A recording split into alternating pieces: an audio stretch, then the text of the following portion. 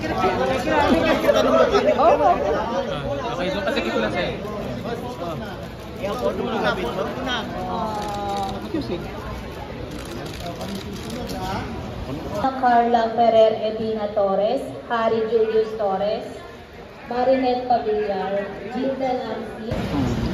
Well, kung totoo ba, tumanggap ako? Of course not. Well, look, ang sabi ni Bryce Hernandez, tumatanggap daw akong kickback ng 30%. Pero,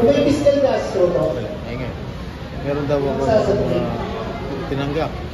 Tinuro niya si Henry Alcantara. Nung nag-testify si Henry Alcantara, binanggit yung pangalan ko, pero sinabi niya wala akong transaksyon. Wala siyang transaksyon sa akin. So paano siya bibigay ng pera sa akin kung wala siyang transaksyon sa akin?